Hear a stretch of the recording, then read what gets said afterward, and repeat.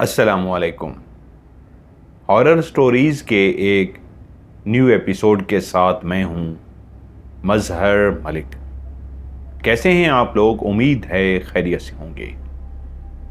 आज की ये खौफनाक कहानी जो मैं आपको सुनाने जा रहा हूं, ये मुझे भेजी है सलमा ने इंडिया से।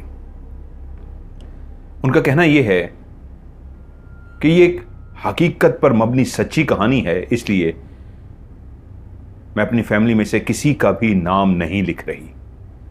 मेरा हकीकी नाम सलमा है और मैं इंडिया में रहती हूं। इससे ज्यादा कुछ भी ना बताइएगा। जब किसी के साथ खुद कोई ऐसा खौफनाक वाकया पेश आता है, जब वो अपनी आंखों से गैर मरई मखलूक को देखता है, तो इंसान को यकीन हो जाता है हमारे अलावा इस दुनिया पे कोई और भी मौजूद है। लेकिन बहुत सारे लोग मानने से इनकारी होते हैं कि नहीं, हमारी आंखों ने आज तक कुछ भी नहीं देखा।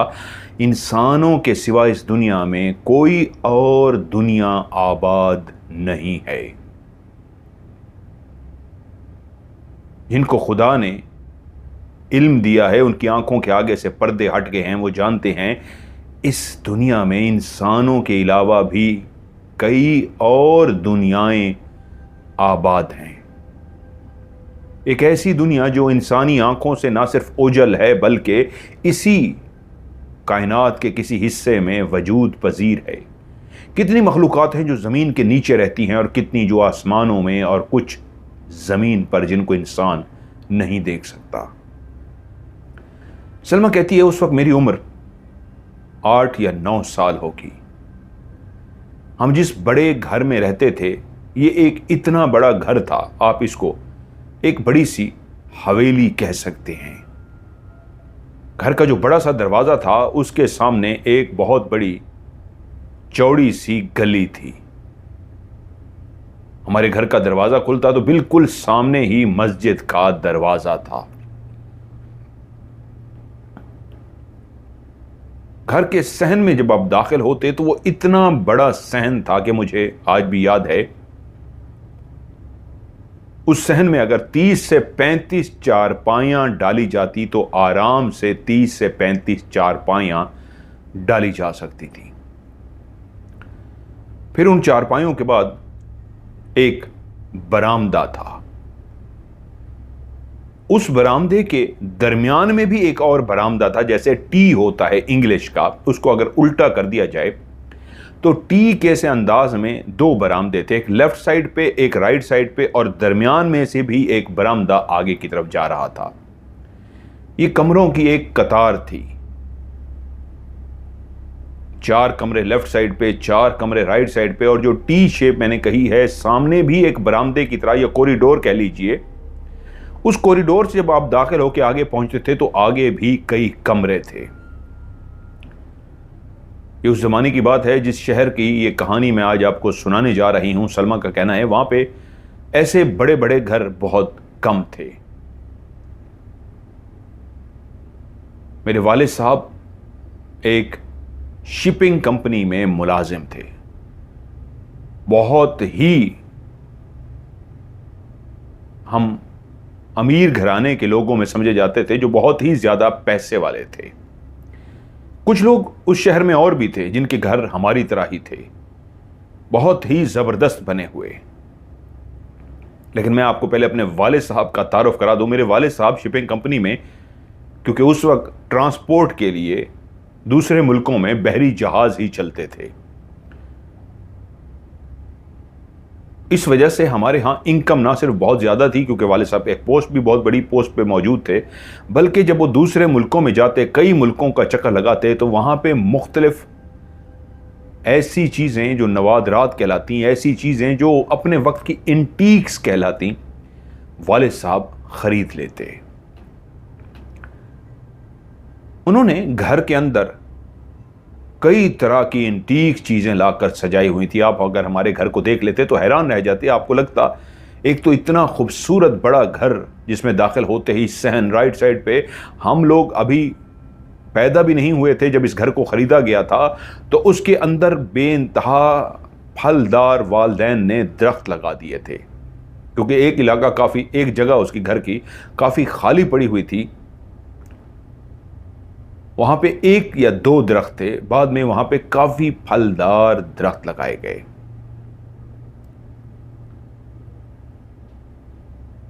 जब वह रिश्तेदार दोस्त वगैरह मिलने आते तो बहुत ज्यादा लोग तारीफें करते कि आपके शौक की दाद देनी पड़ेगी, एक से बढ़ के एक चीज घर के अंदर आपने ला के रखी है जो कहीं पे भी नजर ना आती। वाले साहब क्योंकि एक ऐसे घर में पैदा हुआ थे कि हमारे दादाजी भी खानदानी रईस थे, मालदार घराने से ताल्लुक था। यूं वाले साहब ने आंख ही एक अमीर घराने में खोली थी, लेकिन पढ़ने के बाद उन दिनों में जो उनको जॉब मिली थी वो भी बेइंतहा पैसे वाली थी, इसलिए पैसों की हमें कोई फिक्र ही नहीं थी। इस घर में मेरे दादा दादी, मेरे वाले साहब और दो चाचू भी रहते थे। मेरे चाचू के भी बच्चे थे। मैं और मेरे कज़न हम रोज मिलकर उस घर में शरारतें करते, खेलते कूदते भागते, और जब भी कोई शरारत पकड़ी जाती, कोई नुकसान हो जाता तो चाचू पहला पहला नाम लेते, ये किसी का काम नहीं हो सकता सिवाय सलमा के। और ये बात किसी हद तक बिल्कुल सच होती, क्योंकि हर शरारत के पीछे मेरा ही हाथ होता। बच्चे जो बचपन में बहुत ज़हीन होते हैं वो उतना ही ज़्यादा शरारती होते हैं। मैं अपने सारे कज़नों में शायद सबसे ज़्यादा ज़हीन थी। रोज़ कोई ना कोई मंसूबा बनाती, हम खेलते, और जब नुकसान हो जाता उसको पकड़ लिया जाता। उस बच्चे को बताओ ये क्यों किया, थोड़ी ही डांट सुनने के बाद बच्चा फौरन बता देता कि ये सलमा आपी ने कहा था और हमने ये सब किया। दादा दादी मुझसे बहुत प्यार करते थे, चाचू भी बहुत प्यार करते थे, लेकिन शरारतों में मैं सबसे आगे थी। हमारे कमरों में अगर आप दाखिल हों, बज़ाहिर मॉडर्न स्टाइल का तो नहीं थे, बरामदा बना हुआ था, लेकिन उनके अंदर, उनकी छतों के अंदर जो नक्श बनाए गए थे, जो दरो दीवार पे नक्श बनाए गए थे, दरवाजे जिस अंदाज के लगाए गए थे, ये सारे ऐसे थे जब वैसे नवाबों की हवेलियों में होते हैं। कई रिश्तेदार ऐसे थे जो अक्सर वालिद साहब से कहते, आपने घर के अंदर कई ऐसी चीजें ला के रखी हैं जो बहुत मनहूस हैं, ऐसी चीजों को घर में नहीं रखना चाहिए। जब आप ऐसी चीजों को घर में रखते हैं तो पता है क्या होता है, ना नजर आने वाली कई ऐसी मखलूकात हैं जो इस तरह की चीजों को देख के इन घरों के अंदर अटैच हो जाती हैं, इन घरों के अंदर बसेरा कर लेती हैं। वाले साहब मुस्कुराते और कहते ऐसा कुछ भी नहीं है, पूरी दुनिया में इस तरह की चीजें मौजूद हैं। क्योंकि वो तो एक इस तरह की मम्मी भी ले आए थे, ओरिजिनल मम्मी तो नहीं थी, लेकिन वो मम्मी की तरह की एक छोटी सी मम्मी बनी हुई थी शीशे के अंदर। वाले साहब ने उसको भी लाके घर में सजा दिया था। लेकिन उनके दोस्त उनकी इन तमाम चीजों की बेइंतहा तारीफ करते। जहां कहीं से भी वाले साहब को मालूम होता कि वहां उस जगह पे कोई इंटीक चीज मौजूद है तो वाले साहब वहां फौरन पहुंच जाते और मुंह मांगे दाम देकर उसको खरीद लिया जाता।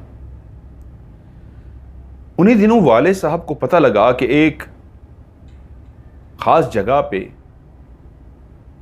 कोई ताजिर आए हैं। वो बहुत बड़ा गेट है जो किसी शायद नवाब के दरबार का था, बादशाह के दरबार का था, किसी मंदिर का था, किसी ऐसी बिल्डिंग का था। इसकी तारीख तो वो खुद बता सकते हैं, लेकिन उन दरवाज़ों को देखकर लगता है कि उनकी तारीख मालूम करने की ज़रूरत ही नहीं है। उनके ऊपर जिस अंदाज में कारीगर ने हाथ का काम किया है वो खुद अपनी तारीफ आप हैं।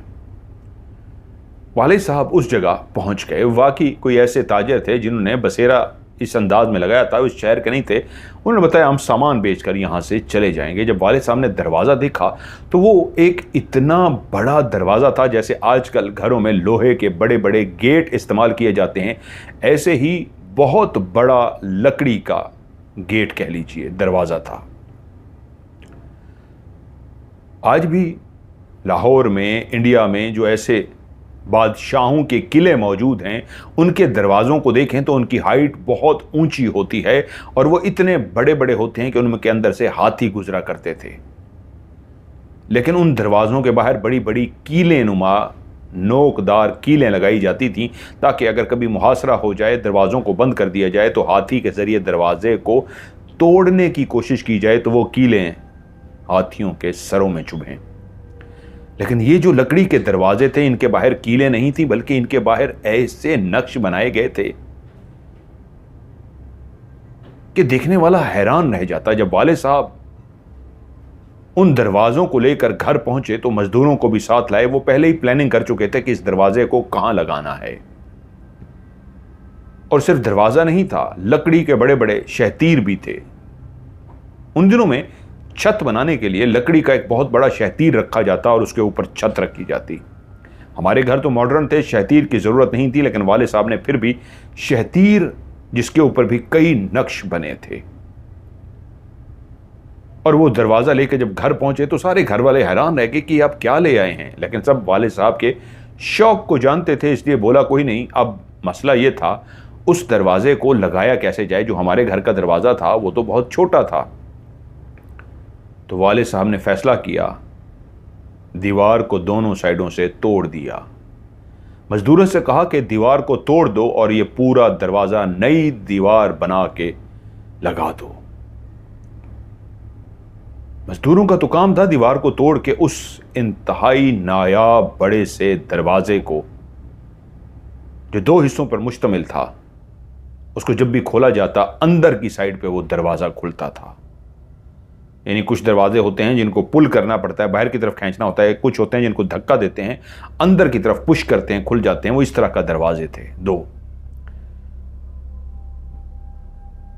उस दरवाजे को जब लगा दिया गया तो इसमें कोई शक नहीं, एक शानदार नायाब किस्म का दरवाजा हमारे घर के बाहर लग चुका था।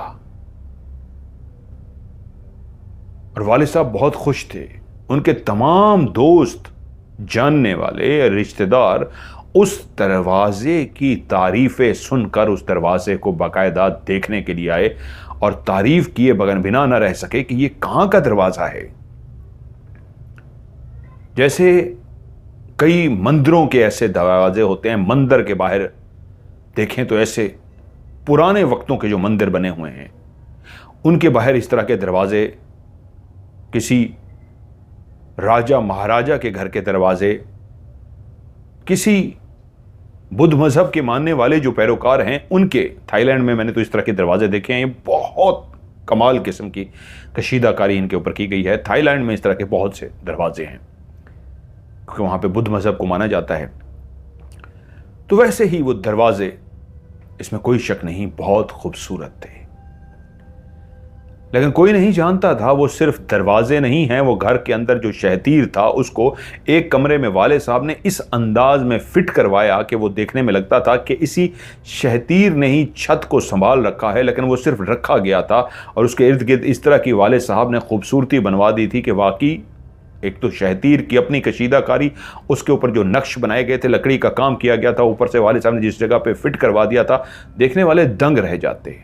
लेकिन दरवाजा तो बात ही क्या थी, एक ऐसा कमाल दरवाजा के देखने वाले वाह वाह कर उठते कि आज तक ऐसा दरवाजा सिर्फ फिल्मों में देखा था या बादशाहों के किलों में, लेकिन यह दरवाजा तो किसी बादशाह के किले से भी ज्यादा खूबसूरत है।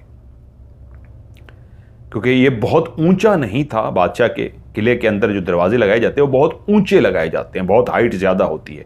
इसकी हाइट तो नॉर्मल दरवाजे की तरह थी जिस तरह बड़े गेट होते हैं, लेकिन ये बड़े बहुत थे।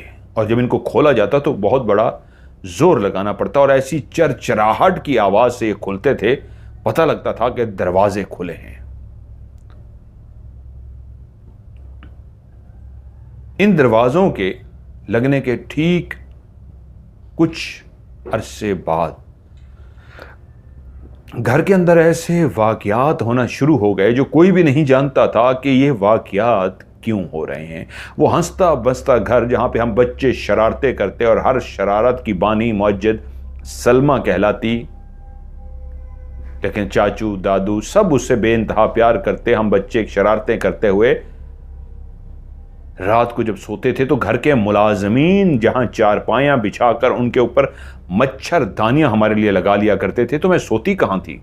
शरारती जो थी, सारे बच्चे सो जाते, मैं मच्छरदानी के अंदर लेटे हुए आसमान को तकती हुई नाकाम कोशिश करती थी कि सितारों को गिन सकूं।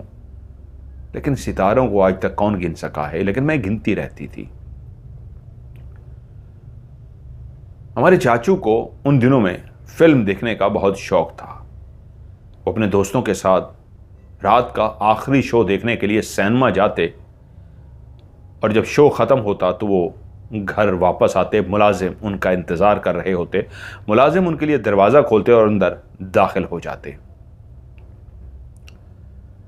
ऐसी ही एक रात घर वालों से हमेशा इजाज़त लेकर वो जाते थे, बता के कि मैं आज लेट आऊँगा, आज मैंने मूवी देखने जाना है। वो मूवी देखने अपने 3 दोस्तों के साथ चले गए।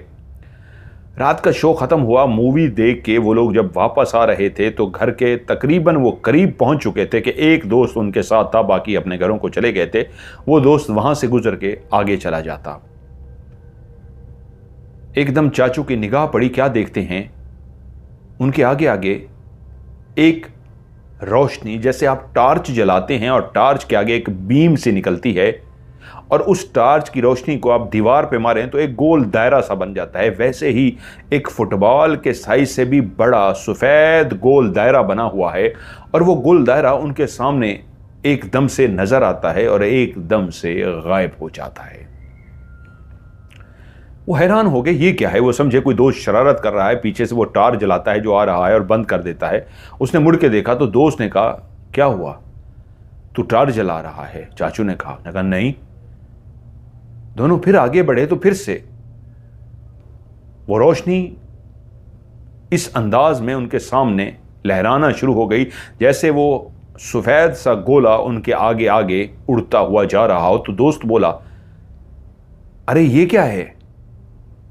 तो चाचू ने कहा, यही तो मैंने तुझसे पूछा था कि शायद तू टॉर्च जला रहा है, लगता है पीछे कोई दोस्त, वो दूसरे आज छुपे हुए हैं, शरारत कर रहे हैं पीछे। दोनों ने मुड़ के देखा, कोई भी नहीं था। तभी वापस सामने की तरफ देखा, वो बड़ा सा सफ़ेद सा गोला अब गायब नहीं हो रहा था, मुसलसल उनसे कुछ फासले पे उड़ता हुआ जा रहा था। तभी चाचू और उसके दोस्त की निगाह पड़ी कि उस सफ़ेद से गोल से दायरे के अंदर मुख्तलिफ किस्म की शक्लें बनना शुरू हो गईं। क्लियर उन्होंने देखा जैसे हाथी की सूंड होती है, ऐसे हाथी की सूंड की तरह के कोई बच्चा है हाथी का, उस गोले के अंदर मौजूद है, और उस गोले के अंदर मौजूद उस सूंड ने अपनी हाथी की उस सूंड को गोले से बाहर निकाला। यह नामुमकिन था। इंसानी वजूद, इंसानी आंख, इंसानी अकल इसको तस्लीम करने से कासिर है। लेकिन उन दोनों ने बैक वक्त देखा कि उस गोले से, जो फुटबॉल से काफ़ी बड़ा था, उसके अंदर एक हाथी की सूंड बाहर निकली और हल्की सी हाथी के बोलने की आवाज़ आई, जैसे हाथी धाड़ता है। वो दोनों एक दूसरे की तरफ देखकर चौंक पड़े। चाचू ने उससे पूछा, तुमने देखा? उसने कहा, हाँ, उस हाथी को सूंड को मैंने निकलते हुए देखा और गायब होते हुए देखा है। उन दोनों की चलने की रफ्तार आहिस्ता हो गई। तभी उन्होंने देखा उसी के अंदर कुछ छोटे छोटे कद के इंसान हैं, जिनके सर की जगह अजीबो गरीब से सर हैं। जैसे इंसान का गोल सर होता है, उसके नीचे चेहरा होता है, उनके सर नहीं थे, लंबे, जैसे डायनासोर का मुंह होता है वैसे नीचे से वो इंसान थे, आगे से डायनासोर की तरह उनके मुंह थे। उस वक्त उन्होंने जो एक्सप्लेन किया, उनको डायनासोर नहीं किया, लेकिन मैं उसको जो एक्सप्लेन कर रहा हूँ, तकरीबन उन्होंने डायनासोर से मिलता जुलता मुंह बताया, जो बहुत लंबा था। उन्होंने कहा जो मगरमच्छ होता है उससे मिलता जुलता, वो मगरमच्छ नहीं थे, लेकिन जिस तरह मगरमच्छ का बड़ा सा मुंह होता है, ऐसे बड़े बड़े दांत जितना ज़्यादा मगरमच्छ के होते हैं, और उससे भी बड़ा मुंह था उनका। उस खौफनाक और अजीबो गरीब मंजर को देखकर दोनों ठठक गए, रुक गए। कि तभी उन्होंने देखा वो भी उड़ता उड़ता हवा में रुक गया, और उसके अंदर से अजीबो गरीब चीज़ों ने नीचे छलांगे लगाना शुरू कर दी, और जो चीज़ भी नीचे छलांग लगाती वो गायब हो जाती, छलांग लगाते ही गायब हो जाती। और जो चीज़ें छलांग लगा रही थी उनके कद परिंदों के बराबर थे, लेकिन अजीबो गरीब चीज़ें, जैसे कोई छिपकली का आधा हिस्सा हो और बाकी आधा हिस्सा अजीबो गरीब सा। उसको क्या नाम दें? छिपकली? नहीं, उसका आधा हिस्सा तो अजीबो गरीब सा था। इस तरह की कई चीज़ें निकलें, नीचे छलांग लगाएं उनके सामने और गायब हो जाएं। उन्होंने कहा पीछे की तरफ मुड़ते हैं और दौड़ लगा देते हैं। पीछे मुड़ के देखा तो पीछे इसी तरह के 2 से 3 हवा के अंदर सफेद गोले से मौजूद थे। उसके बाद उन्होंने कहा पीछे मुड़ना तो मुश्किल है, पीछे 2 हैं, आगे 1 है। वो चलना शुरू हुए। जब वो चलते थे वो रोशनी का गोला भी चलना शुरू हो जाता था, वो रुक जाते थे तो वो भी रुक जाता था। तभी वो आगे बढ़ना शुरू हुए कि चलो ये इसी तरह जब आगे चला जाएगा तो हम अपने घरों को तो पहुंच जाएंगे। वो आगे बढ़े तो वो रोशनी के गोले में से उन्होंने देखा एक शोर सा आ रहा है, ऐसा शोर जैसे कई जानवर, कई अजीबो गरीब बलाएं मिलकर चीख रही हों। और उनकी आवाज इतना ज्यादा थी कि पूरे मोहल्ले को जाग जाना चाहिए था, लेकिन उनके कानों के सिवा किसी ने भी उस आवाज को नहीं सुना। उन दोनों को अपने कानों पे हाथ रखना पड़ा, इतनी जोरदार वो बलाएं, वो जंगल के जानवर चीख रहे थे। आवाज इतनी ज्यादा थी कि कानों के पर्दे फट जाते अगर वो अपने कानों पे हाथ ना रखते, लेकिन कोई भी मोहल्ले में से जाग नहीं रहा था। यह हैरत की बात थी। उसके बाद जो अगला मंजर देखा उन्होंने, वो तो इंतहाई खौफनाक सा था। उन्होंने देखा औरतों की तरह की कोई मखलूक है, लेकिन वो इतनी अजीबो गरीब सी है, पहली औरत की तरह जिसने अंदर से बाहर छलांग मारी। उसने अपनी टांगें बिल्कुल फोल्ड करके पीछे की तरफ अपनी गर्दन में फंसाई हुई थी। यानी अगर इंसान अपनी टांगों को इतने पीछे कर ले फोल्ड करके कि वो उसकी दोनों टांगें उसकी गर्दन के इर्द गिर्द लिपट जाएं, जो नामुमकिन है। हाँ, किसी सर्कस में काम करने वाली लड़कियां इस तरह जरूर करती हैं, वो सीधी खड़ी होती हैं और फिर पीछे की तरफ मुड़ती मुड़ती मुड़ती इतने वजूद को मोड़ लेती हैं कि अपने सर को टांगों में फंसा लेती हैं। ऐसे ही उन्होंने ऑलरेडी अपने पांव गर्दनों में फंसाए हुए थे और उनके चेहरे बिल्कुल इंसान की तरह नहीं थे, सिर्फ वजूद इंसान की तरह, औरत की तरह था। उनके चेहरे जैसे कोई चिमगादड़ होती है। ना ही वहां पे इंसान की तरह नाक, ना ही होंठ, ना ही आंखें, बिल्कुल चिमगादड़ों की तरह उनके मुंह थे और उनकी टांगें गर्दन में फंसी हुई और वजूद एक औरत का। और धड़ाधड़ वो नीचे गिरना शुरू हो गई। वो जैसे ही नीचे गिरती, उनके कद होंगे तकरीबन 3 से 3.5 फुट के, और फोल्ड होने के बाद वो कद हो गए थे कोई 1.25 या 2 फुट के। और वो जैसे ही जमीन पे गिरती हैं, एकदम से साथ वाली दीवारें जो थी गली की, उस पे टक टक टक टक टक टक चलती हुई आगे गायब हो जाती, जैसे वो घरों में कूद रही थी। और उसके बाद तो बारिश शुरू हो गई। उसमें से ये धड़ाधड़ इस तरह की मखलूक निकलती गई, नीचे गिरती और सीधी दीवार पे चढ़ती हुई किसी के घर में चली जाती। अब वो इस तरह की बलाएं लोगों के घरों में चल रही थी। उसके बाद तो चाचू और दोस्त तकरीबन बेहोश होने के करीब थे कि उन्होंने कलमा पढ़ना शुरू कर दिया और उसके बाद दौड़ना शुरू कर दिया। वो कहते हैं हमें ये तक याद नहीं कि वो गोला वहाँ पर था, गायब हो गया, किधर गया। दौड़ते दौड़ते घर के दरवाजे तक पहुँच गए। दरवाजे को इस तरह पीटना शुरू कर दिया। जो मुलाजिम उनके इंतजार में था, उसने दरवाजा खोला तो देखा दोनों के हवास पाख्ता हैं। चाचू ने दोस्त को भी घर रोक लिया। बड़ी मुश्किलों से उन्होंने अपने हवास नॉर्मल किए। घर के लोग भी जाग गए। दरवाजा इस अंदाज में पीटा गया था, चाचू की हालत इस तरह की थी, घर वालों को जगा दिया गया। दादा दादी सारे आ गए। मेरे वालिद, उन्होंने जब देखा तो वो दोनों बेइंतहा खौफज़दा थे। उन्होंने बताया कि इतनी भयानक आवाज़ें आप लोगों ने नहीं सुनी? उन्होंने कहा नहीं। उन्होंने कहा मोहल्ले वालों के घरों में वो चीज़ें निकल निकल के गई हैं, सब मोहल्ले वालों के घरों में चली गई हैं। दादा बोले अगर वो लोगों के घरों में गई होती तो अब तक किसी न किसी घर से चीखों पुकार की आवाज़ आ रही होती। लगता है तुमने कोई ख्वाब देखा है या कोई खौफनाक मूवी देख रही है। दोस्त बोला नहीं, अगर ये एक देखता तो मैं कहता मैंने भी यही सारा मंजर अपनी आंखों से देखा है। हाथियों के सूंड को बाहर निकलते हुए देखा है। तभी दोस्त तो वहां रुक गया, लेकिन सुबह वो अपने घर तो गया, लेकिन फैसला हुआ कि आज के बाद वो मूवी देखने रात को नहीं जाएंगे। अगर शाम से पहले वाला कोई शो होगा जल्दी वो देख के वापस आएंगे, लेट नाइट वापस नहीं आएंगे।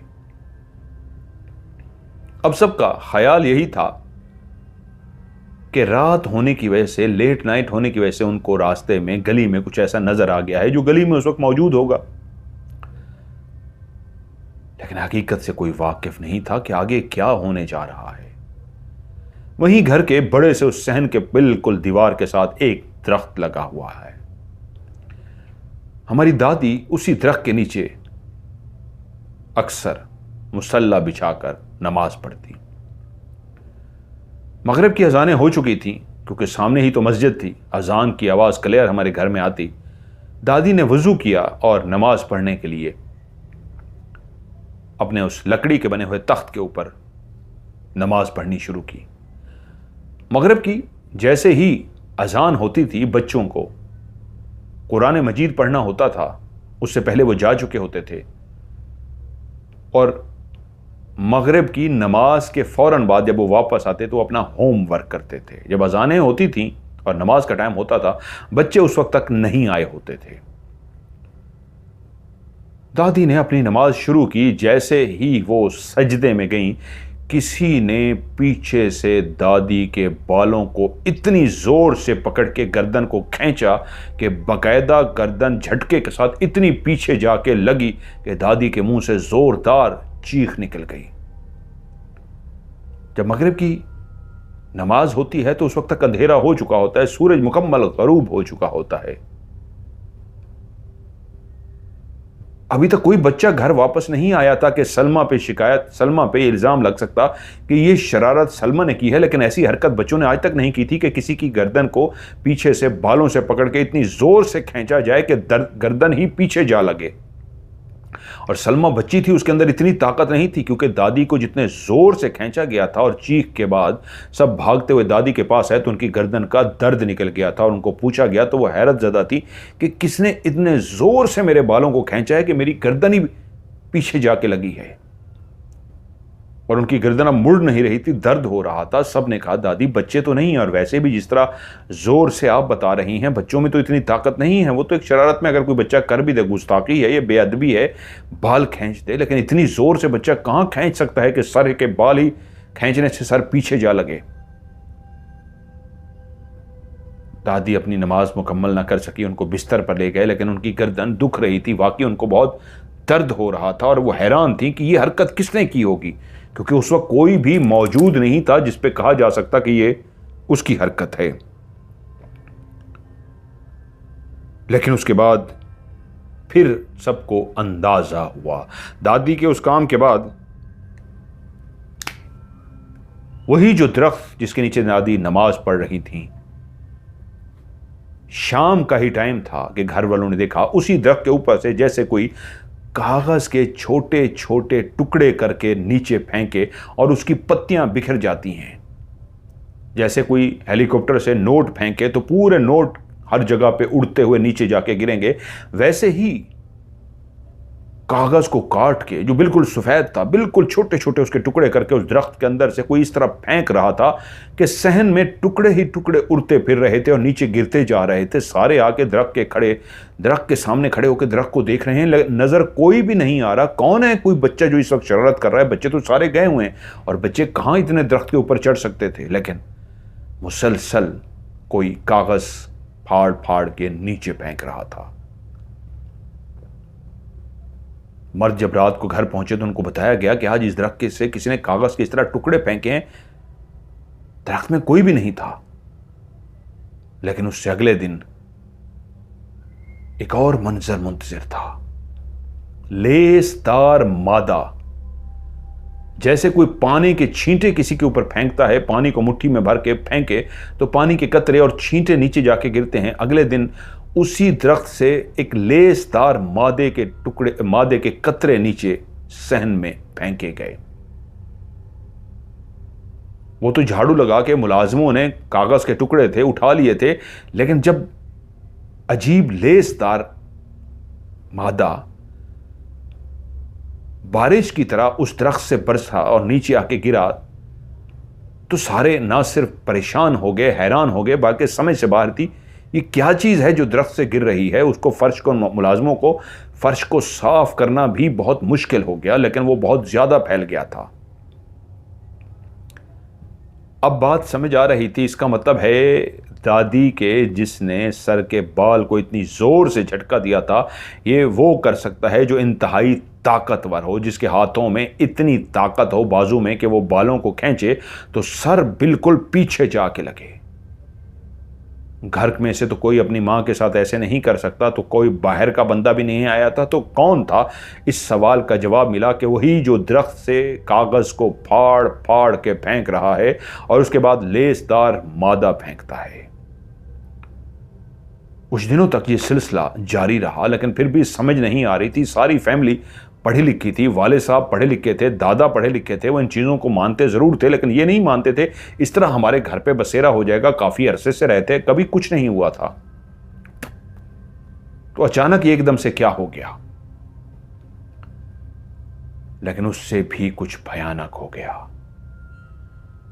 उस दरख्त से जैसे ही अंधेरा फैल जाता, बड़ी ईंट जिससे घर बनाए जाते हैं, जो ईंटें होती हैं, एक तो बारीक ईंट होती है पतली वाली, एक जो फुल साइज की ईंट होती है, बाकायदा दरख्त के अंदर से किसी ने ईंट ऊपर की तरफ फेंकी और उसको इस अंदाज में फेंका क्या कि वो ईंट जब पत्तों से, टहनियों से टकरा के ऊपर की तरफ गई तो पहला शोर पैदा हुआ कि दरख्त के अंदर कुछ हुआ है।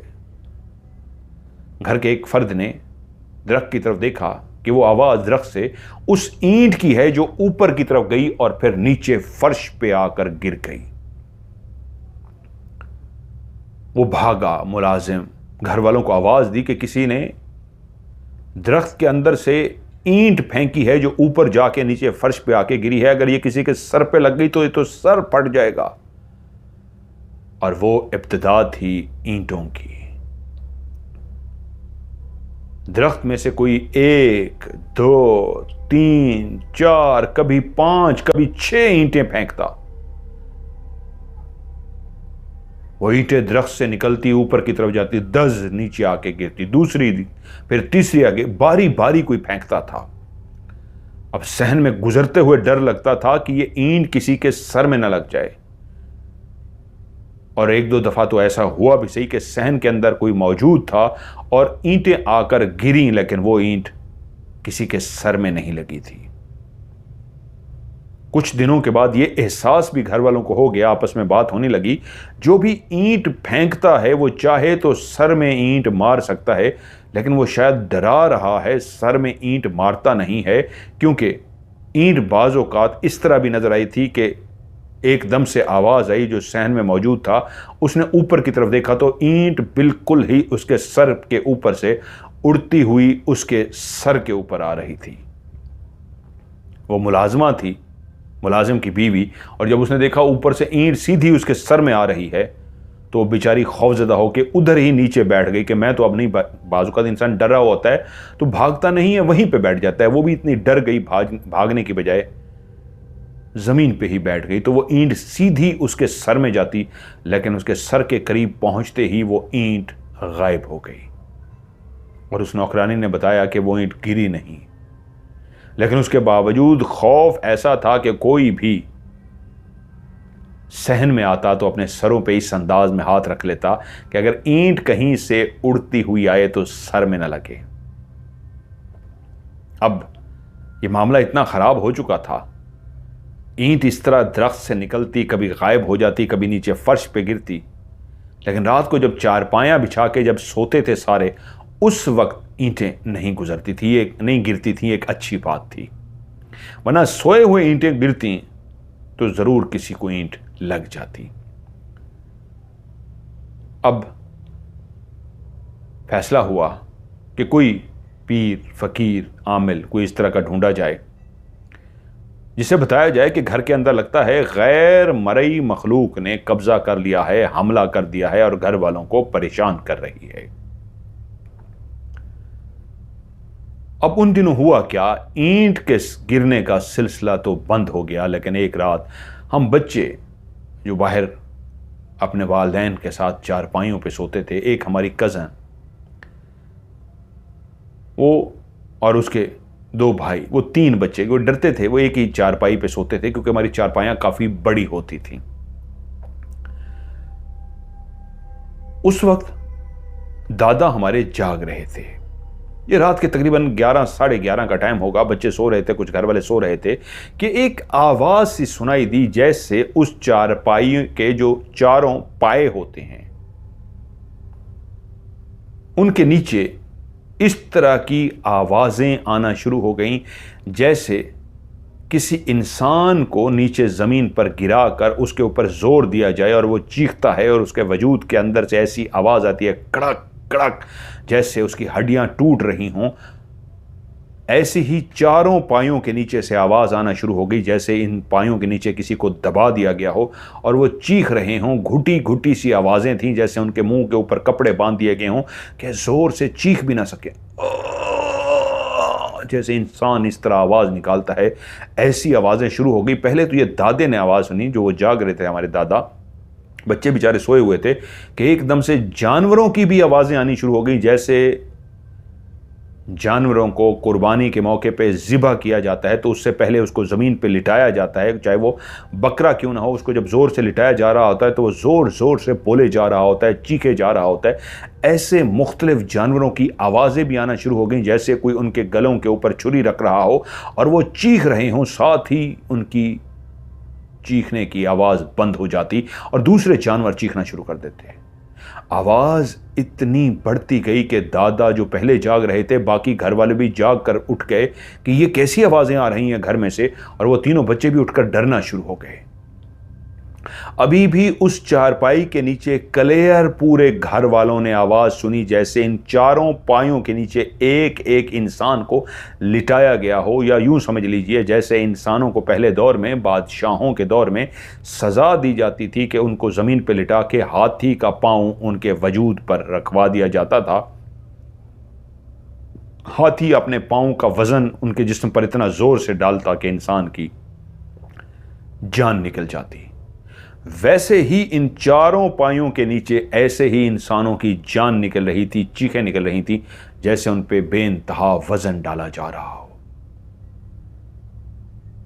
वो रात घर वाले कोई भी ना सो सके। अब ये बहुत ज्यादा हो गया था। बच्चे डर गए। औरतों ने बच्चों को अपने गोदों में उठा के कहा, बहुत ज्यादा हो गया, जल्दी से ढूंढा जाए। जो पहले ही सिलसिला शुरू हो चुका था, किसी पीर फकीर को ढूंढा जाए, किसी आमिल को ढूंढा जाए, ये तो बहुत मुश्किल हो गया है। अगले दिन ढूंढने का सिलसिला जारी रहा, लेकिन किसी को ना ढूंढा जा सका। फिर से रात आ गई और फिर से वही आवाजें, उसी ही चारपाई के नीचे फिर से इंसानों के कुचले जाने का दर्द, कुचले जाने की आवाजें, हड्डियां कड़क कड़क करने की, चटकने की आवाज़ें और जानवरों के रोने की, बलबलाने की आवाज़ें, जैसे कोई उनको काट रहा हो। आज तो एक और इजाफा हुआ, जैसे कोई तलवार मारता है, तलवारों की आवाज़ें आती हैं, कटक कटक तलवारें आपस में टकराई जाती हैं और तलवारों से जानवरों को काट दिया जाता हो।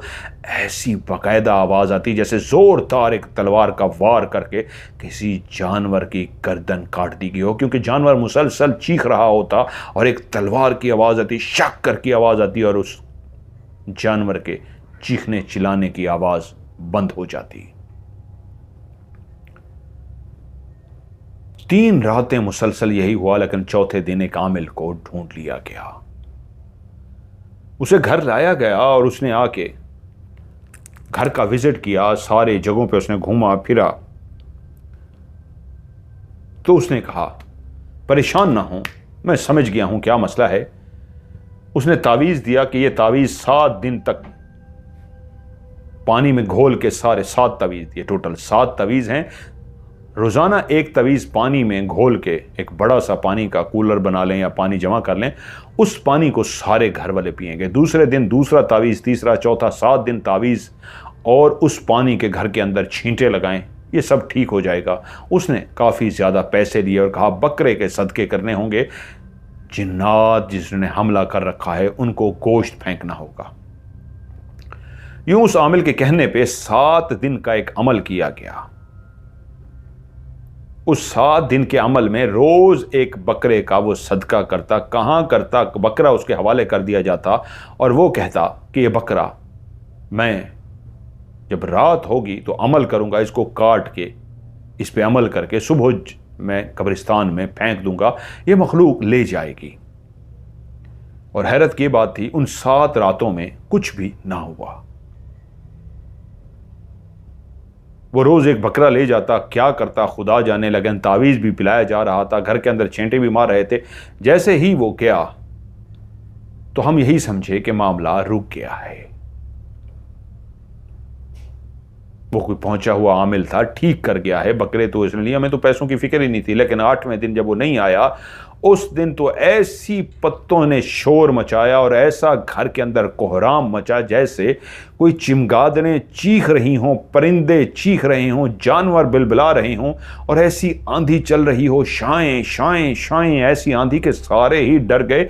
ये तो मामला पहले से भी बहुत ज्यादा था। लेकिन ये कोई 5 से 10 मिनट तक इस तरह का शोर रहा, उसके बाद ठीक हो गया। ठीक थोड़ी देर के बाद बाकायदा पत्थरों की बारिश हो गई। घर वाले बच्चों को लेकर अंदर कमरों में छुप गए, बाहर पत्थरों की बारिश हो रही थी। और जब बारिश थम गई, डरते डरते बाहर निकले तो कोई भी पत्थर सहन में मौजूद नहीं था, जबकि घर वालों ने अपनी आंखों से पत्थरों को सहन में गिरते हुए देखा था। और बाद में जैसे सारे पत्थरों को साफ कर दिया गया हो। इसका मतलब यह था आमिल साहब फराड करके गए हैं, हुआ कुछ नहीं है। वालिद साहब दिलेर, दादा भी दिलेर, फैमिली भी दिलेर थी, लेकिन ये हालात ऐसे थे कि सबको उन्होंने हिला कर रख दिया था। वालिद साहब ने रोजाना घर को दायरा कड़ा करना शुरू कर दिया।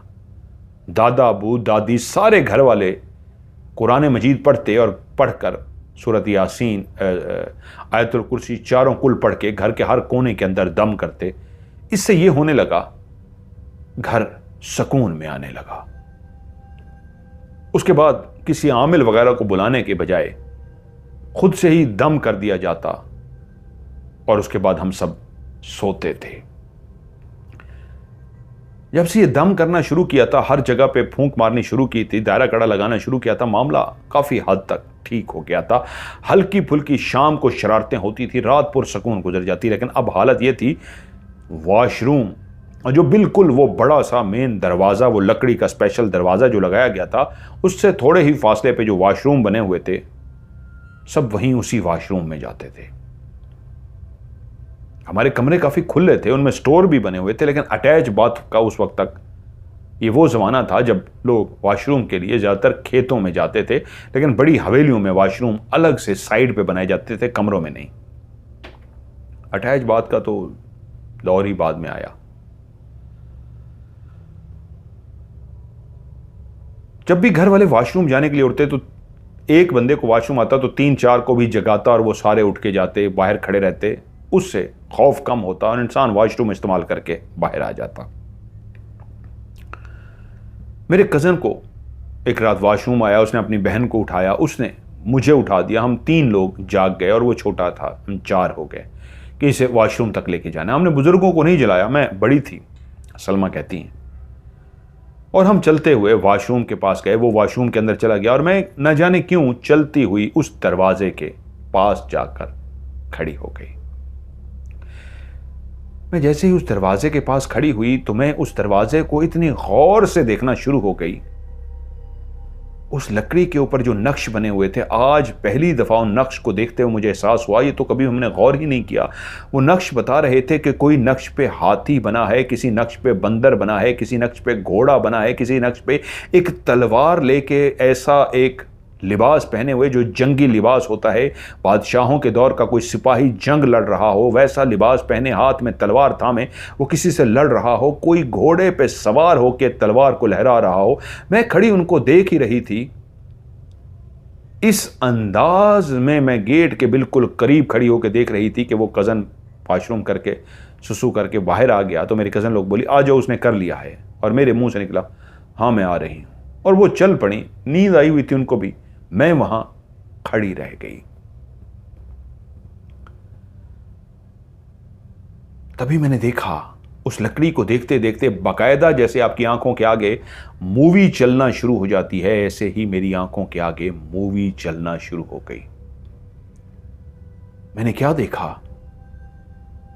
एक जंग का मैदान है, कई सिपाही हैं, उन्हें जरा बंद सर पे इस तरह की लोहे की, अपने सर को तलवार के जख्म से बचाने के लिए इस तरह की लोहे की कैप पहन रखी है, लिबास लोहे का अपने वजूद पे पहन रखा है, जैसे हमने मूवीज में, ड्रामों में देख रखा था, सुन रखा था कि बादशाह के दौर में जो सिपाही होते थे उनका एक खास लोहे का लिबास होता था उस पर, ताकि तलवार का अगर वार किया जाए तो वो लोहा उस तलवार के वार को रोक ले।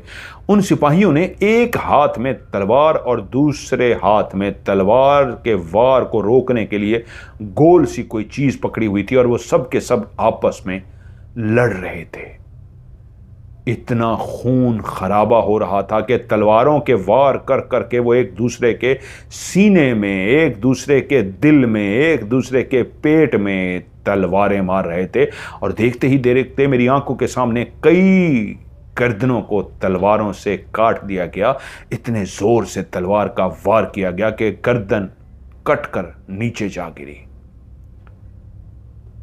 लेकिन जंग जारी थी कि तभी मैंने देखा बड़े बड़े हाथी, उन हाथियों पे अजीबो गरीब मखलूक सवार है। वो इंसान नहीं है, उनके सर इतने बड़े बड़े हैं और नीचे वाला वजूद छोटा सा वजूद है, जैसे किसी का 3 फुट का 2.5 फुट का नीचे का वजूद हो, और उसका सर तकरीबन 3 से 4 इंसानों के सरों को इकट्ठा कर दिया जाए तो इतना बड़ा एक सर बनता है। उनका इतना बड़ा एक सर था, और वो हाथियों पे सवार बड़े बड़े तीर नुमा लोहे के उठाए हुए थे। वो वहीं से बैठे बैठे, वो छोटे कद वाले ऊपर से ही बैठे बैठे, वो लोहे का था जिसके आगे एक तीर बना हुआ था, वो बैठे बैठे किसी के भी सीने में, किसी के सर में, किसी के पेट में मारते और बाहर निकाल लेते। हर तरफ खून खराबा था कि मैंने तभी देखा गोल बड़े बड़े आग के बने हुए गोले, जैसे किसी बड़ी सी लकड़ी को जिसकी गोलाई तकरीबन 4 से 5 फुट हो, यानी 5 फुट, 6 फुट, 4 फुट के मुख्तलिफ साइजेस के थे। कोई 4 फुट का, कोई 5 का, कोई 6 से 7 फुट गोल का भी मेरा गोला नजर आया। वो लकड़ी के गोले थे और उनके ऊपर आग लगी हुई थी चारों तरफ, और वो लुढ़कते हुए आ रहे थे, और वो जैसे ही लुढ़कते हुए आए इंसानों को रौंदते हुए चले गए। उसी लम्हे आग के गोलों की बारिश होना शुरू हो गई। आसमान से आग के गोले गिर रहे थे और वो नीचे इंसानों को अपनी आग की लपेट में लेते जा रहे थे।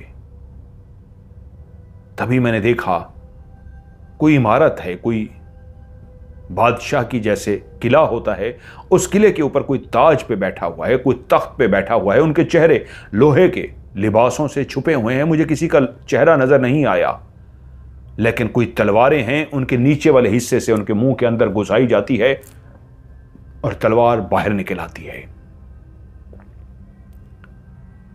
यह ऐसा भयानक था कि तभी मैं वहां खड़ी इसी तरह के अजीबो गरीब से मंजर देख रही थी। मुझे नहीं पता मैं कितनी देर तक क्या कुछ देखती रही कि तभी मैंने देखा वहीं पे खड़े खड़े बड़े बड़े परिंदे हैं। उन परिंदों के ऊपर इंसान सवार हैं और उनके हाथों में तीर कमान है। वो परिंदों की चूंच इतनी बड़ी है कि किसी भी परिंदे की मैंने इतनी बड़ी चूंच नहीं देखी। तकरीबन एक परिंदे की चूंच भी 3 से 4 फुट बड़ी होगी, और उन पर बैठे हुए जो इंसान हैं उनके मुंह काले स्याह हैं, उनके दांत इतने बड़े बड़े हैं जैसे हाथी के दांत होते हैं। 2 दांत उनके आगे से जो निकले हुए हैं हाथी के दांत की तरह बड़े बड़े 2 दांत निकले हुए हैं, और वो तीरों की बरसात कर रहे हैं। तभी मैंने देखा औरतें हैं जिनके बड़े बड़े पर हैं, वो काली स्याह हैं, इंतहाई खौफनाक। उनकी आंखें नहीं हैं, आंखों की जगह पे गड्ढे हैं। ये कैसी औरतें हैं, मैं देख के हैरान होती हूं। आंखों की जगह पे गड्ढे हैं। तभी मैं एकदम हैरान हुई जब एक औरत मुड़ी तो मैं क्या देखती हूं, उसकी आंख बिल्कुल सर की बैक साइड पे है। एक आंख बहुत बड़ी, इतनी बड़ी आंख है कि जितना सर का पीछे वाला हिस्सा होता है उस पूरे हिस्से में उसकी आंख है। और वो आंख को बंद भी कर रही है। जैसे इंसान की आंख होती है वैसी ही एक बहुत बड़ी आंख, लेकिन उनके पर हैं चमगादड़ों की तरह के पर। वो उड़ना शुरू हुई और नीचे से उड़ उड़ के वो जो परिंदों पे बैठे तीर चला रहे थे उनको जाके वो पकड़ती और उठा के नीचे फेंक देती। वो काली स्याह चीखती हुई औरतें उनको उठाती, ऊपर उड़ती, उड़ते हुए जाती और उन परिंदों को या तो लिपट लेती या परिंदों को इस अंदाज में पकड़ती कि किसी तरीके वो जो ऊपर तीर कमान बैठा हुआ है उसको नीचे गिरा सके, नीचे फेंक सके, और वो उनको नीचे फेंक देती हैं। अब वो जो तीर कमान थे वो नीचे इंसानों पे तीर चलाने की बजाय उन चिमगादड़ों नुमा औरतों पे तीर चला रहे थे। उनको तीर लगता, जैसे ही तीर लगता वो चीखती हुई धड़ाम से जमीन पर गिर जाती और धड़ धस धस गिरने की आवाज आ रही थी। वो परों वाली चिमगादड़ों के परों वाली औरतें नीचे गिर रही थी कि तभी मैंने देखा हर तरफ आग ही आग फैल गई। इतनी आसमान से आग बरसी, इतनी आसमान से आग बरसी कि हर तरफ इतनी आग लग गई, इतनी आग लग गई कि फिर मुझे कोई इंसान नजर ना आया। हर तरफ आग ही आग नजर आई और मैं गिरी और बेहोश हो गई। मेरी जब आंख खुली तो मैं अपने बिस्तर पर लेटी हुई थी, सुबह हो चुकी थी। कितना भयानक ख्वाब था।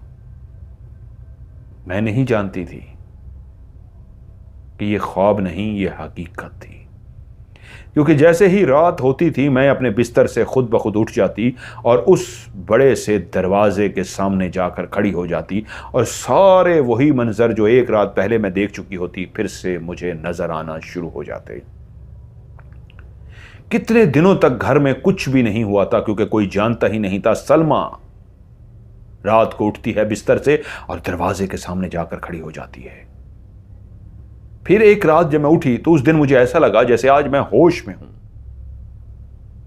जैसे रोज मैं नींद में चलती हुई चली जाती थी, आज जैसे मैं होश में थी। मैं क्यों जा रही हूं दरवाजे की तरफ और मैं नींद में चलती हुई, लेकिन आज तो ये होश था कि मैं नींद में नहीं हूं, मैं जाग रही हूं। मैं जब दरवाजे के सामने खड़ी हुई तो वो भारी भरकम दरवाजा जो चरचराहट से खुलता था मेरी आंखों के सामने खुलना शुरू हो गया, जैसे कोई उसे खोल रहा हो। एक भारी भरकम दरवाजे की चरचराहट, और मैं हैरान रह गई। आज तो मैं जाग रही हूं, नींद में नहीं हूं। कौन है जो दरवाजे को खोल रहा है? खुलते खुलते सारा दरवाजा खुल गया। दरवाजे के बिल्कुल सामने ही तो मस्जिद का दरवाजा था और हमारी गली थी, लेकिन मैंने देखा ना ही वह उस लम्हे सामने गली थी और ना ही उस लम्हे सामने मस्जिद थी। जैसे ही दरवाजा खुला सामने एक बहुत बड़ा हाल नुमा कमरा था और मैं चलती हुई उस हाल नुमा कमरे के दरवाजे के अंदर पहुंच गई। उसकी दीवारों में दिए जल रहे थे, दीवारों में दिए रखने की जगह बनाई गई थी।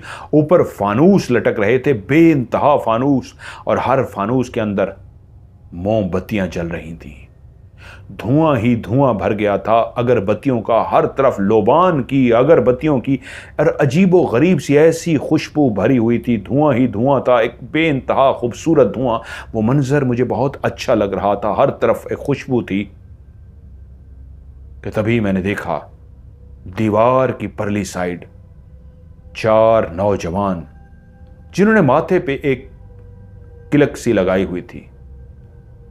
उनके वजूद पे सिर्फ लंगोट था। उन्होंने गलों में मालाएं पहन रखी थी, बहुत कीमती मालाएं।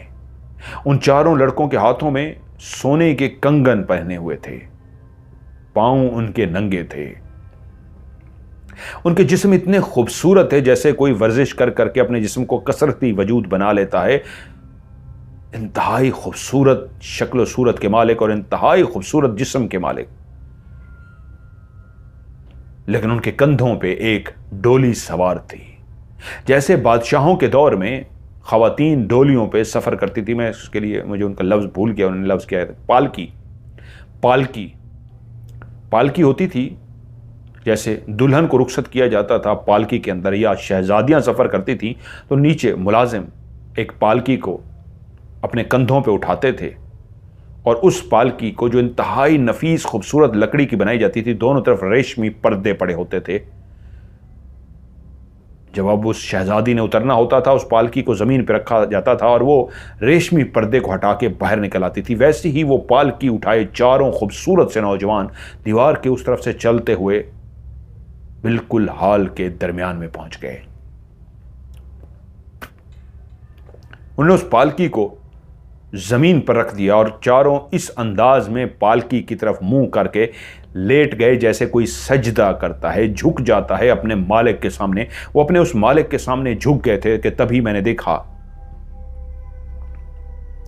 उस पालकी की दोनों तरफ जो रेशमी से कपड़े पड़े हुए थे, सफेद रेशमी पर्दे लगे हुए थे, उसको किसी ने हटाया और एक इंतहाई हसीनो जमील खूबसूरत सा हाथ बाहर निकला जिसने पर्दे को हटाया था और अंदर एक इंतहाई महंगी साड़ी पहने हुए एक लड़की बाहर निकली। उसका चेहरा बहुत खूबसूरत था। उसने बाल पीछे से बांध रखे थे, पांव के अंदर जूती नहीं थी, उसने हाथों में पांव में खूबसूरत सी मेहंदी लगा रखी थी। उसके हाथों में सोने की चूड़ियां थी। उसका साड़ी इंतहाई कीमती लग रही थी, जिसके ऊपर खास हाथों से जैसे काम किया गया हो। वो ऐसी शान से चलती हुई बाहर आई जैसे कोई शहजादी हो। और वो जो चारे अभी तक जमीन पे झुके हुए थे, जैसे ही वो बाहर निकल आई, वो उसके आगे हाथ बांध कर खड़े हो गए। वो चलती चलती उस पालकी निकल से थोड़ी सी ही आगे आई, तभी उसने अपने सर को नीचे किया फर्श की तरफ और इस अंदाज में बैठ गई जैसे कोई सर को झुका लेता है किसी की ताजीम में, किसी के एहतराम में। तभी एक काला स्याह नाग, वो इतना बड़ा था कि मैंने जिंदगी में इतना बड़ा सांप नहीं देखा। वो काला स्याह नाग कहां से निकल के आया मुझे नहीं पता, लेकिन उसके सामने आकर फन फैलाकर बैठ गया। वो उसके ही सामने झुक कर बैठी थी। जब वो सांप आकर बैठ गया तो वो एकदम से खड़ी हुई और उसके बाद उसके पांव थरकना शुरू हो गए। ऐसे थरकना शुरू हो गए जैसे कोई डांस करने के लिए पांव को थरकाता है, और उसी लम्हे वो नाचना शुरू हो गई, गोल गोल घूमना शुरू हो गई। वो ऐसे मस्त होके घूम रही थी, झूम रही थी, उस सामने बैठे हुए नाग को मस्त होके डांस करके दिखा रही थी कि वो जो चारों लड़के खड़े थे वो फिर से झुक गए उस सांप के सामने। और तभी दीवारों से उसी नवाब खूबसूरत शहजादी की तरह की और लड़कियां निकल के उसी तरह नाचना शुरू हो गई। एक रक्स शुरू हो चुका था। सांप बैठा देख रहा था और एक रक्स की महफिल हो रही थी। वो शहजादी नाच रही थी। नाचते नाचते उसने अपने गले में लिपटा हुआ दुपट्टा भी उठाकर फेंक दिया, और जो बाकी लड़कियां भी थी वो गोल गोल नाचे जा रही थी, घूमे जा रही थी। घूमते घूमते के तभी उस सांप ने जैसे अपने सर को जमीन पे जो फन फैलाए बैठा था उस फन को जमीन पर रख दिया। ये एक पैगाम था। जैसे ही उसने अपने फन को जमीन पर रखा वो सब की सब रुक गई, और उसी लम्हे सांप जैसे ही जमीन पे बैठा वो रुक गई। उन सब ने अपने सरों को जमीन पे इस अंदाज में झुका दिया जैसे कोई सजदा करता हो, अपने मालिक के आगे सर को झुका देता हो। सांप जैसे चलता हुआ आया था वैसे ही कहीं गया और गायब हो गया, और लड़कियां दीवारों के अंदर चली गईं। वो हाँप रही थी, जो रक्स करते हुए थक गई थी। वो उठी, उसने अपना दुपट्टा उठाया, दुपट्टा अपने गले में डाला, चलती हुई पालकी के अंदर गई। पालकी के पर्दों को उसने वापस गिराया। मुलाजिम भाग कर गए, पालकी को उठाया और पालकी को मोड़कर वापस लेकर गए और दीवार में गायब हो गए। और मेरी आंखों के सामने जो ना नजर आने वाली कोई ताकत थी, उसने उस हाल के अंदर जो दीवारों में जगह बनाई गई थी, दिए जल रहे थे, मोमबत्तियां जल रही थी, एक एक करके सारों को बुझाया जा रहा था। आहिस्ता आहिस्ता सबको बुझाया जा रहा था कि सारे बुझ गए, और मैं वापस मुड़ गई। मैंने देखा कि दरवाजा खुद ब खुद बंद हो गया है। और ना सिर्फ दरवाजा खुद ब खुद बंद हुआ, बल्कि मैं चलती हुई अपने बिस्तर पे आई, और आज सब कुछ मुझे याद था कि ये मैंने नींद में नहीं, ख्वाब में नहीं, हकीकत में देखा है। और अपने मैं बिस्तर पर लेट गई। सुबह उठी तो मुझे सब याद था, मैंने रात क्या देखा था, लेकिन इतना मेरे ऊपर खौफ सवार था कि मैंने किसी से इस बात का जिक्र नहीं किया। मेरी शरारतें खत्म हो चुकी थी। बच्चे खेलते में चुप रहती, मैं तो किसी के साथ खेल भी नहीं रही थी। खामोशी आ गई थी। वालिदैन पूछते क्या हो गया है, कुछ भी नहीं था। अब तो घर के अंदर हालात बहुत अच्छे हो गए थे। वो जिन्नात, वो सारा कुछ खत्म हो गया था, लेकिन कोई नहीं जानता था सलमा के साथ क्या गुजर रही है। वो यही समझते थे बच्ची है, डर गई है, चुप है, लेकिन सलमा बता नहीं सकती थी, क्योंकि दूसरी रात फिर से जब उसकी आंख खुली और वो जाग गई तो उसे पता लग गया कि रात वाला मंजर तो अभी तक मैं भूली नहीं हूं। क्या मैं फिर से गेट के सामने जा रही हूं? हाँ हाँ, उसके कदम खुद ब खुद गेट की तरफ जा रहे थे। और जैसे ही वो बड़े से गेट के सामने पहुंची तो उसने मुड़ के पीछे घर वालों को आज देखा कि कोई तो जाग जाओ, कोई तो देख लो मैं क्या कर रही हूं। लेकिन सब गहरी नींद सो रहे थे, जैसे सबको गहरी नींद सुला दिया गया हो। तभी गेट खुलना शुरू हो गया। जो पीछे घर वालों को इस मदद की निगाह से देख रही थी, मुंतजर थी शायद कोई देख ले और आज ये ख्वाब नहीं है, कल भी देखा था, मुझे बचा ले, लेकिन कोई न जागा। कि तभी तड़ तड़ तड़ तड़ करता हुआ चरचराहट से जब गेट खुला तो उसे खुद ब खुद सामने की तरफ देखना पड़ा और वही कल वाला मंजर उसका मुंतजर था। वही हाल नुमा कमरा, वही मोमबत्तियां फानूस के अंदर जल रही थी, दियों को जला दिया गया था, खुशबुओं को महका दिया गया था। हर तरफ अगरबत्ती की खुशबुआं थीं, जैसे कोई इतर हर तरफ फेंक दिया गया हो, लुबान की धुनी दी गई हो। और तभी वो चारों पालकी को उठाए सामने से आते नजर आए। फिर कल की तरह वही सब कुछ हुआ, यहां तक कि जब आखिर में उन दियों को बुझा दिया गया तो सलमा मुड़ी, दरवाजा बंद हुआ और वो बिस्तर पर आकर लेट गई। उसका खाना पीना खत्म होता जा रहा था, वो चुप होती जा रही थी। मां ने, बाप ने कई सवाल पूछे थे, सलमा क्या हो गया है बेटा, क्या हो गया है? सलमा किसी को कोई जवाब न देती। खाना पीना भी बहुत कम कर दिया था। मां अपने हाथों से जबरदस्ती बैठी खिला रही थी, वो खाती भी नहीं थी। आज छठी रात थी, वो सूख गई थी 6 दिनों में। उसका खाना पीना बहुत कम हो गया था। वो रोज रात को उस मंजर को देखती थी, लेकिन किसी को बता नहीं सकती थी। आज बिजली गई हुई थी, शायद वालिद भी जाग रहे थे, दादा भी जाग रहे थे कि वो अपने बिस्तर पर लेटी हुई थी। उसके आंसू निकल आए और आंसू निकलते ही वो रोना भी शुरू हो गई। खामोश आंसू के साथ उसकी सिसकियां भी निकलना शुरू हो गई। वो सिसकियां लेकर रो रही थी कि बाप को एकदम से महसूस हुआ, उठकर बेटी की तरफ आ गए। सलमा, मेरी बेटी, क्या हुआ है, क्यों रो रही हो? क्या कुछ देख तो नहीं लिया? रोज ही तो देख रही हूं। ये पता नहीं जुमला उसके मुंह से कैसे निकल गया। रोज ही तो देख रही हूं। क्या देख रही हो बेटा? बताओ मुझे। बाप पास बैठ के मुझे बताओ, क्या देख रही हो? बहुत भयानक, बहुत भयानक, बहुत खौफनाक है। कुछ तो बताओ बेटा। और उसके बाद वो चुप कर गई। पता नहीं कैसे वालिद साहब उठे, थोड़ी देर के बाद वो भी अपने बिस्तर पर चले गए और कैसे सब सो गए वो नहीं जानती थी। और फिर से उसकी आंख खुली। कोई मेरी मदद नहीं करेगा, मैं जानती हूं कोई मेरी मदद नहीं करेगा। वो जलती हुई खुद ब खुद सामने जाकर खड़ी हो गई। लेकिन आज एक तब्दीली हुई।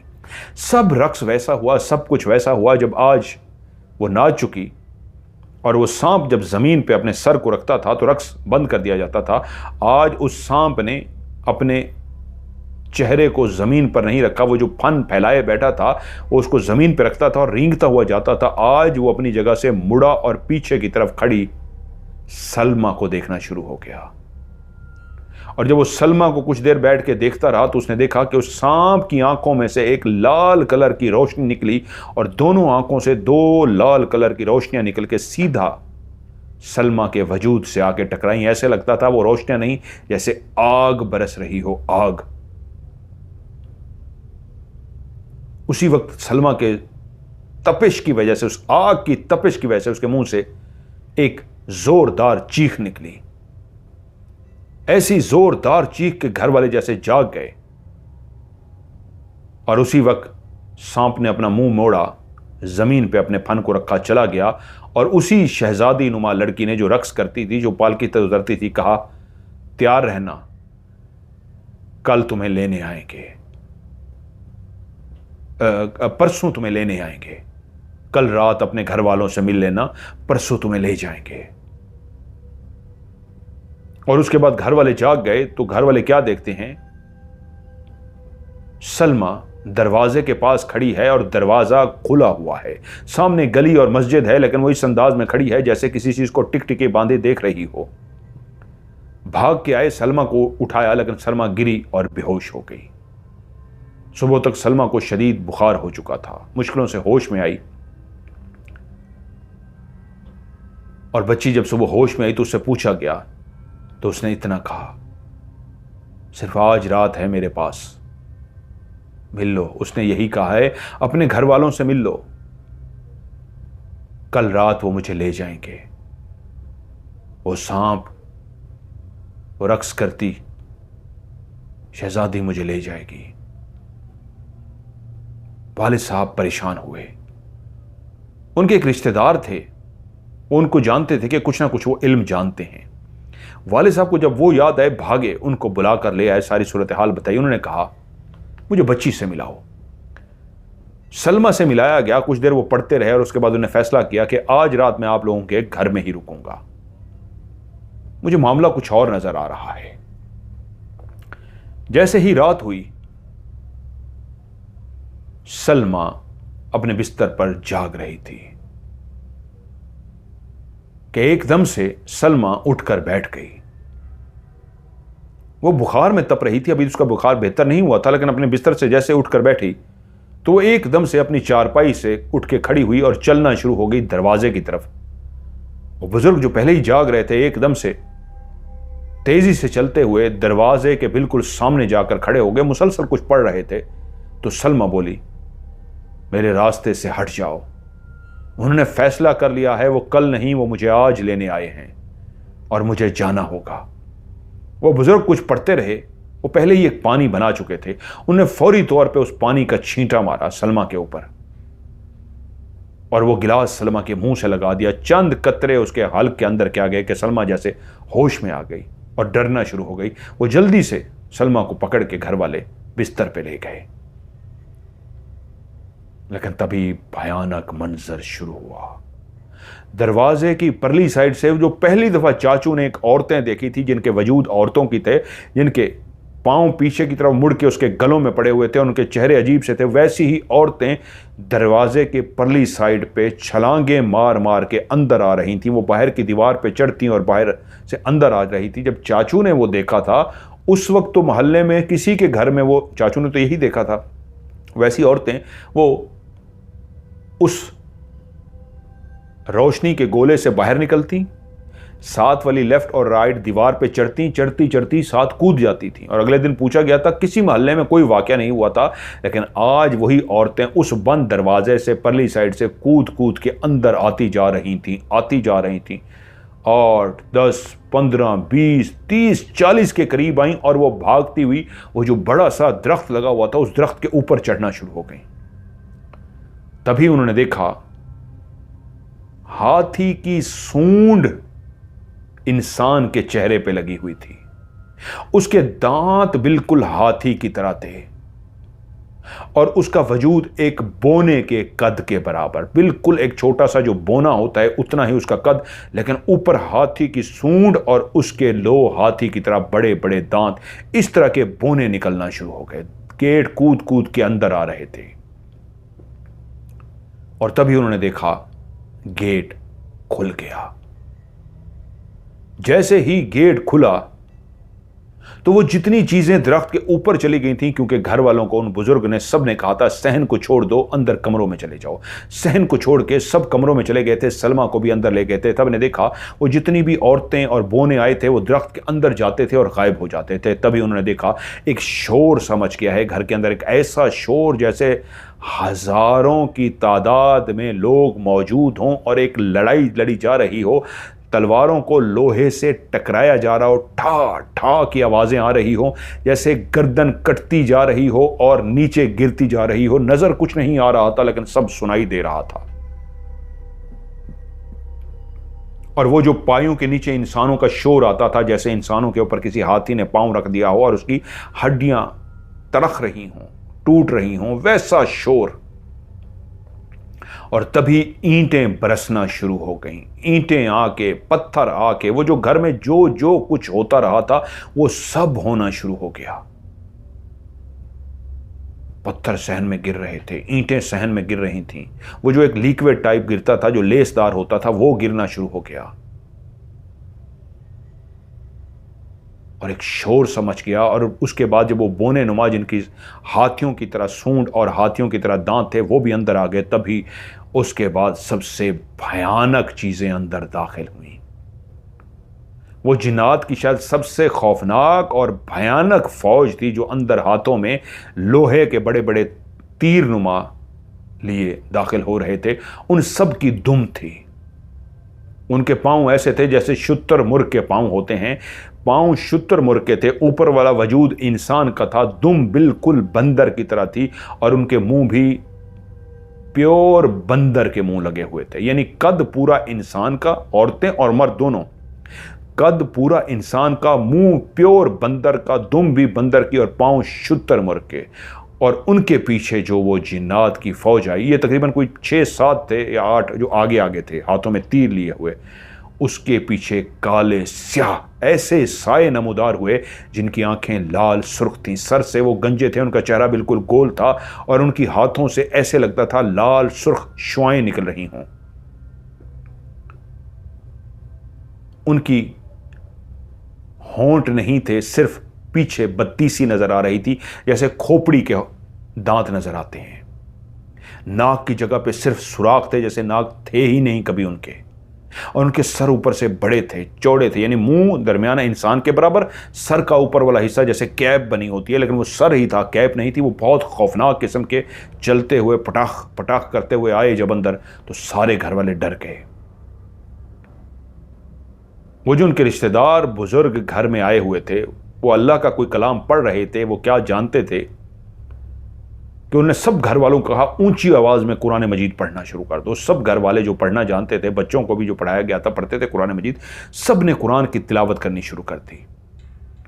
वो बुजुर्ग भी कुछ पढ़ रहे थे और कुरान की घर में तिलावत हो रही थी। एक शोर सा मच गया उस मखलूक को, जैसे वो भाग रही हो, भगदड़ सी मच गई हो। लेकिन वो जो काले स्याह खौफनाक से एंड में आए थे, जो सबसे ज्यादा भयानक फौज थी, जिनके हाथ चिमगादड़ की तरह थे, यानी उंगलियां आपस में जुड़ी हुई थी। इंसान का ही हाथ था लेकिन उंगलियां बिल्कुल जुड़ी हुई, वो सबसे ज्यादा खौफनाक थे। उन्होंने उस वक्त अपने मुंह खोलने शुरू कर दिया, और जब वो मुंह खोलते थे तो एक आग निकलती थी और गायब हो जाती थी। वो मुंह से फिर खोलते और चीखते थे, आग, वो जोर से करते जैसे वो उस कुरान पढ़ने की वैसे तकलीफ में आ गए हों और गुस्से में हों। वो मुंह खोलते और आग निकलती, गायब हो जाती, आग निकलती, गायब हो जाती। जो दरख्तों में गायब हो गए थे वो एकदम से पत्तों और टहनियों के साथ लटक रहे थे सारे, और उनके वजूद से सफ़ेद रोशनियां निकल रही थीं, और कुछ की आंखें लाल सुर्ख हो गई थीं, और दरख्त के अंदर से ऐसी नीचे लाल लाइटें निकल रही थीं जैसे पूरे दरख्त पे किसी ने टॉर्चें जला रही हों, जैसे कोई 60-70 के करीब लाल कलर की, रेड कलर की टॉर्च जली हुई हो। ऐसी रोशनियां नीचे निकल रही थीं। बुजुर्ग पढ़ते रहे, घर वाले पढ़ते रहे कि उसके बाद टाइम का उनको पता ही नहीं चल सका। एक घर में कयामत आई हुई थी कि बुजुर्ग ने जो पानी दम किया हुआ था, जब उस पर पड़ चुके, तो जब उन्होंने पानी फेंका तो ऐसा लगा जैसे सब भगदड़ सी मच गई हो, और भागते हुए वो बाहर की तरफ गए। सब बाहर की तरफ जैसे आए थे वैसे ही कूदते दरवाजे के उस तरफ चले गए। बुजुर्ग ने फिर भी कहा बाहर कोई नहीं आएगा। वो पढ़ते रहे यहां तक कि फजर की अजान हो गई। जब फजर की अजान हुई, नमाज पढ़ी गई और बुजुर्ग घर से फौरन चले गए। सब परेशान हो गए कि वो कहां चले गए। रात तो कयामत वाली रात थी। सलमा को पानी जो दम करके वो बुजुर्ग देकर गए थे उसको पिलाया गया, तो उसने बताया कि रात जब मैं सोई हुई थी, अपने बिस्तर से मेरी आंख खुली तो देखा मुझे आवाज़ आई कानों में, किसी ने सरगोशी की, उठो और दरवाजे के बाहर आ जाओ, तुम्हें आज ही जाना है। और वो उठी और बुखार की हालत में चलती हुई जब दरवाजे के पास गई तो सामने ही उसकी वो पालकी वाली औरत आज पालकी के बगैर खड़ी थी और उसे बोली, आओ मेरे पास। उसने अपना हाथ ऐसे आगे बढ़ाया जैसे वो चाहती हो कि सलमा अपना हाथ उसके हाथ में दे दे, लेकिन उसी वक्त वो बुजुर्ग आगे आके खड़े हो गए थे। और फिर सलमा ने वो सारी बात बता दी जो वो 6 रातों से मुसलसल देखती हुई आ रही थी। क्या रक्स होता था, क्या सांप होता था, सब उसने बता दिया। और शाम से पहले वो बुजुर्ग वापस लौट आए और कहा, मेरे मुर्शिद पाक, मेरे उस्ताद मोहतरम बहुत कामिल हैं। आप जब मुझे सुबह बुलाने आए थे तो मैं समझ गया था, मैं अपनी फैमिली को, बेटे को बता आया था। आपने जिस तरह का मामला बताया था कि मुर्शिद पाक को इतला दे दो। रात जब वो लौटे हैं, मैंने पानी का छींटा मारा है, वो मैंने नहीं किया। मैं इतना ताकतवर नहीं हूं, मेरे मुर्शिद पाक ने किया है। वो सामने नहीं आते। अल्लाह की ये छुपे हुई हस्तियां होते हैं, अल्लाह के नेक बुजुर्ग होते हैं। हमारे जैसों को आगे कर दिया जाता है जिनके पास कख भी नहीं होता, जिनको थोड़ा सा इल्म दिया जाता है ताकि हम जैसे लोग दुनिया से डील कर सकें, और अल्लाह के ऐसे लोग पर्दा नशीन रहें। मेरे बेटे ने, मेरा बेटा भी नहीं जानता वो कौन है, सिर्फ पैगाम भिजवाया था, और वो भी एक मखसूस लफ्ज़ों में होता है, मेरी फैमिली को समझ नहीं आया।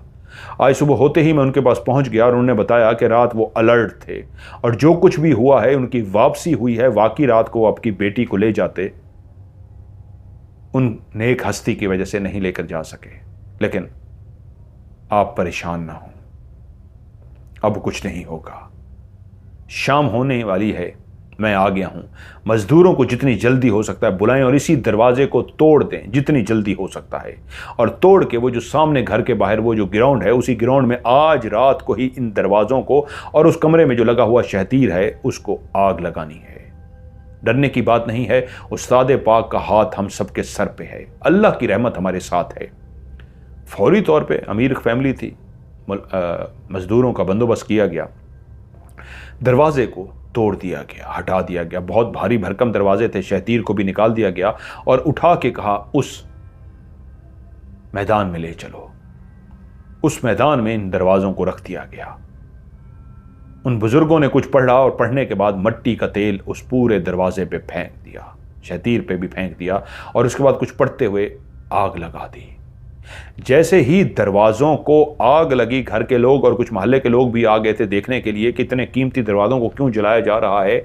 सब ने अपने कानों से सुना बकायदा कि दरवाजों को आग क्या लगी। ऐसा लगता था जैसे कई इंसानी जिस्म जल रहे हों इस आग में, और इस तरह की बू आ रही थी कि लकड़ी नहीं जल रही, इंसानी जिस्म जल रहे हों। जैसे गोश्त पकता है, भूना जाता है और गोश्त के जलने की बू आती है, ऐसे ही गोश्त के जलने की बू आ रही थी।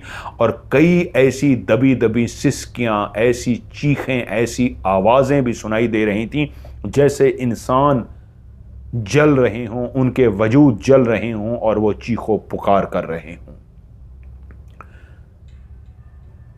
ऐसी आग भड़की उन दरवाज़ों में, ऐसी आग भड़की, कोई सोच भी नहीं सकता था कि ये आग है या क्या है। 3-4 घंटे आग लगी रही उन दरवाज़ों में और वो बुज़ुर्ग मुसलसल कुछ पढ़ते रहे, उनके उस्ताद भी पढ़ते रहे, और वो जो चीखने का सिलसिला था, जलने की बदबू थी, वो तो मुसलसल रही। चीखने का सिलसिला आधे घंटे बाद बंद हो गया। अब एक सिर्फ आग थी और इंसानी वजूद, एक वजूद कह रहा हूं, गोश्त के जलने की बू हर तरफ फैली हुई थी। यहां तक कि सबको कहा गया, अब ये दरवाजा जल गया है, आप लोग जाएं। सब चले गए, लेकिन मेरे वालिद साहब और वो बुजुर्ग वहां मौजूद रहे, क्योंकि उन दरवाजों को सुबह फजर की अजान तक इस अंदाज में आग लगी रही कि आग के शोले तो नहीं थे, लेकिन जैसे लकड़ी सुलगती है, लकड़ी को, कोयलों को, जैसे बारबेक्यू करने के लिए कोयलों को आग लगाई जाती है और फैन चला दिया जाता है तो कोयले लाल सुर्ख हो जाते हैं। तो रात सारी वो दरवाज़ा, वरना जब इतनी पुरानी लकड़ी हो उसको आग लगाई जाए तो 2 घंटे बाद जलकर राख हो जाती है लकड़ी, 3 घंटे बाद। लेकिन वो कहते हैं 8-9 घंटे तक वो लकड़ी इस तरह जलती रही है जैसे पीछे से कोई हवा दे रहा हो और कोयले लाल सुर्ख होते जा रहे हों। सुबह जब अजानों का टाइम हुआ तो वो दरवाज़ा जलकर राख हो गया था और वो शहतीर भी और नीचे उसकी राख पड़ी थी। फजर की नमाज पढ़ी गई और घर जब वो आए तो उन्होंने फिर से पानी दम करके जो रात को छिड़काव करके गए थे, जब दरवाज़ों को तोड़ा गया था, हटाया गया था, उसी वक्त ही घर के आने से पहले सबसे पहले उन्होंने जो अपने उस्ताद मोहतरम से पानी लेकर आए थे वो पानी सबको दम किया हुआ पिला दिया था। घर के अंदर पहले छिड़काव किया गया था। उन्होंने कहा था दरवाज़ों को ऐसे नहीं उखाड़ना, पूरे दरवाजे पे पानी का छिड़काव किया गया, घर के हर कोने में छिड़काव किया गया, घर के हर फर्द को, यहाँ तक कि जिन मजदूरों ने उन दरवाज़ों को उखाड़ना था उनको भी वो दम किया हुआ पानी पिलाया गया था। और जब सुबह नमाज पढ़कर वो घर आए फिर से उन्होंने पानी दम करके दिया, सब घर वालों को पिलाया और उसके बाद वालिद साहब से मुखातिब हुए, खुदा का शुक्र है कि तुम बहुत टाइम पर मेरे पास आ गए, नहीं तो तुम्हारी बेटी सलमा वो ले जाते। ये शैतानी बदरूहें थीं जो इस दरवाजे के साथ अटैच थीं, कैद थीं, इनका ताल्लुक इस दरवाजे के साथ था।